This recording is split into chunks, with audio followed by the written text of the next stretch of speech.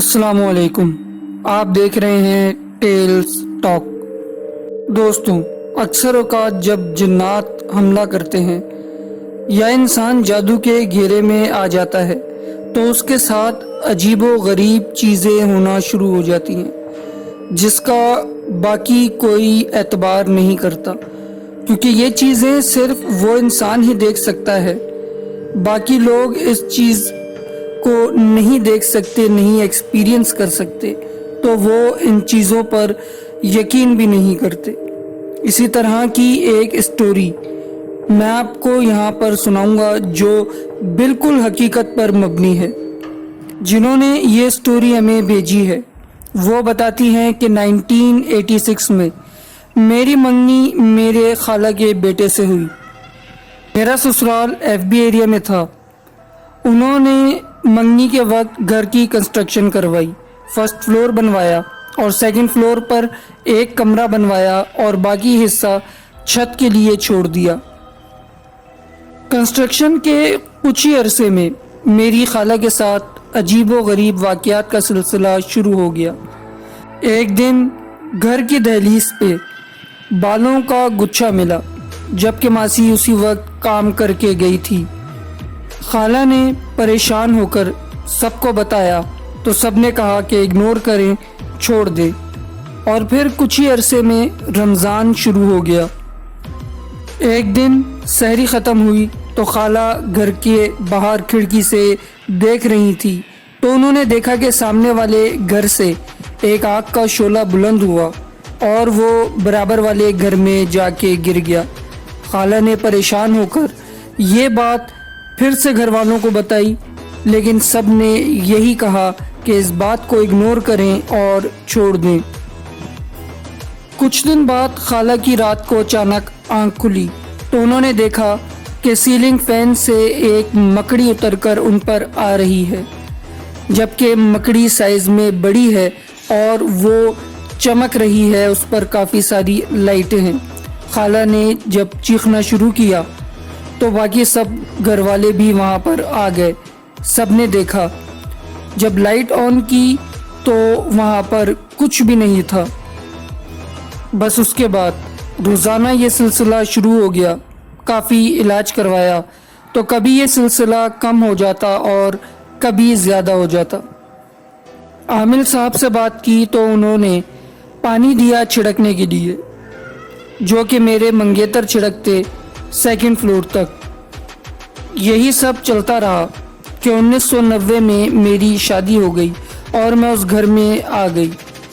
ویسے تو گھر بظاہر پر رونق تھا، لیکن رات ہوتے ہی خالہ کی حالت خراب ہو جاتی اور یہی سب شروع ہو جاتا۔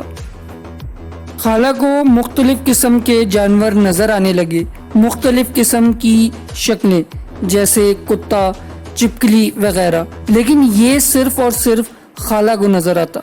باقی گھر میں کسی کو بھی یہ چیز نظر نہیں آتی۔ ان کی حالت بہت عجیب سی ہو گئی تھی۔ گھر میں بیماریوں نے ڈیرے ڈال رکھے تھے۔ سسرال کی حالت بھی خراب ہونے لگی تھی۔ میں ایک اسکول میں جاب کرتی تھی اور جاب سے آ کر اپنے فرسٹ فلور پر کمرے میں آ کے آرام کرتی تھی۔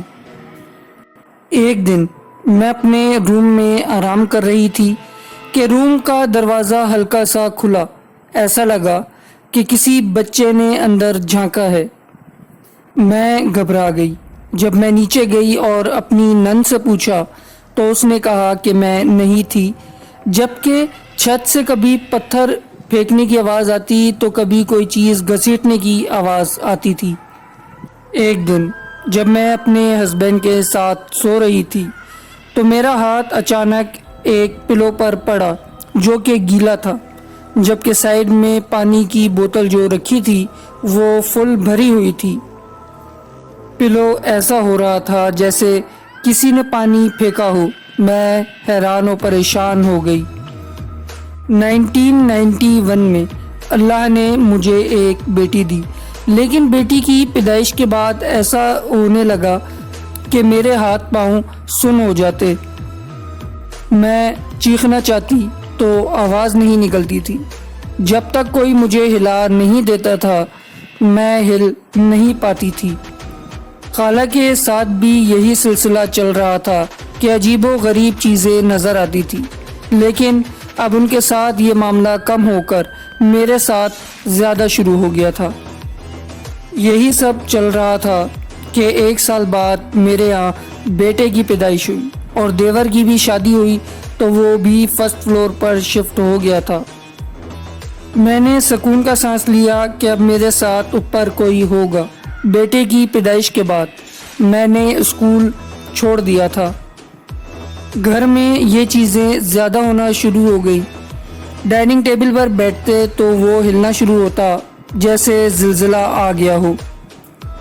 کبھی کوئی چیز دیورانی کے بال کھینچتی تو کبھی کوئی مجھے پریشان کرتی۔ جب مسئلہ حد سے بڑھنے لگا تو میرے ہسبینڈ ایک عامل کو لے کر آئے۔ انہوں نے بتایا کہ جنات قربانی مانگ رہے ہیں۔ انہوں نے پتہ نہیں گائے، الو وغیرہ کسی چیزیں بتائی، لیکن میرے سسرال والے نہیں مانے اور انہوں نے انہیں بھگا دیا۔ اسی چکر میں میرے 2 بچے ضائع ہو گئے۔ اللہ نے 1997 میں مجھے ایک اور بیٹا دیا۔ میں ہاسپٹل میں ہی ایڈمٹ تھی کہ مغرب کے وقت اچانک کسی نے میرے منہ پر تھپڑ مارا۔ میں نے پریشان ہو کر روم چینج کروا لیا۔ جب میں گھر آئی تو گھر میں مختلف آوازیں آنا شروع ہو گئی جو کہ ہر وقت آتی اور گھر میں سب بیمار رہنا شروع ہو گئے اور میرے سسر کی ڈیتھ ہو گئی۔ انتقال کے بعد جب پریشانیاں مزید بڑھنے لگی تو میرے ہسبینڈ ایک اور عامل کو لے کر آئے جنہوں نے گھر کے تمام دروازے بند کروا دیے اور ایک چھت کا دروازہ کھلا رہنے دیا۔ ہم سب کو ایک روم میں جانے کا کہا اور ہم پر دم کر کے ڈرنے سے منع کر دیا۔ انہوں نے جب عمل شروع کیا تو چھت کا دروازہ زور سے بند ہوا، اتنا زور سے کہ نیچے کے تمام شیشے ہل گئے۔ عامل نے بتایا کہ وہ چیز اب یہاں سے جا چکی ہے، آپ کل آ کر تعویذ لے جائیے گا۔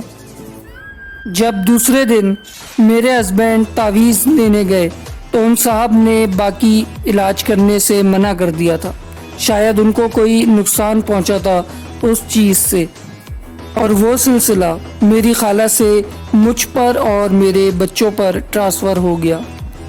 ایک دن میرا بیٹا جو 4 یا 5 سال کا تھا گھبرا کر میرے پاس رات کو آیا کہ مجھے سانس نہیں آ رہی اور کوئی ایک بڑا آدمی اور چھوٹا بچہ نظر آ رہا ہے اور وہ کسی اور کو دکھائی نہیں دے رہا۔ اس کو وہ چیز اتنا پریشان کرتی کہ اس کے اسکول بیگ پر بیٹھ کر اس کے ساتھ اسکول چلی جاتی اور اس کو مارتی اور اس کو پڑھنے نہیں دیتی۔ ہم نے کسی عامل سے علاج کروایا تو وہ ٹھیک ہو گیا، لیکن ان عامل سے میرا علاج بھی نہیں ہوا۔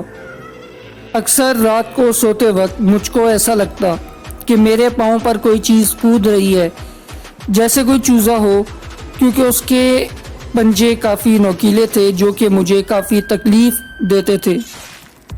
میں اکثر اتنا بیمار رہتی کہ ICU پہنچ جاتی، لیکن جب رپورٹس آتی تو رپورٹس میں سب نارمل آتا۔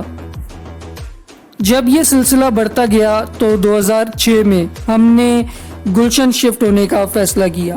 شفٹ ہوتے ہی کسی نے دروازے پر انڈا پھوڑا اور ہم نے وہ اگنور کر دیا۔ گھر کے باہر سے پانی کی بڑی بوتل کا ملنا روٹین تھی۔ ہم نے 2 سال بہت سکون سے گزارے اور میری خالہ بھی ٹھیک ہو گئیں۔ تو دوستو، اگر آپ کو ہماری ویڈیوز پسند آتی ہیں تو ہمارے چینل کو سبسکرائب کریں اور بیل کے آئیکن کو لازمی پریس کریں۔ ویڈیو کو لائک کر کے کامنٹس میں ہمیں اپنی رائے سے ضرور آگاہ کریں۔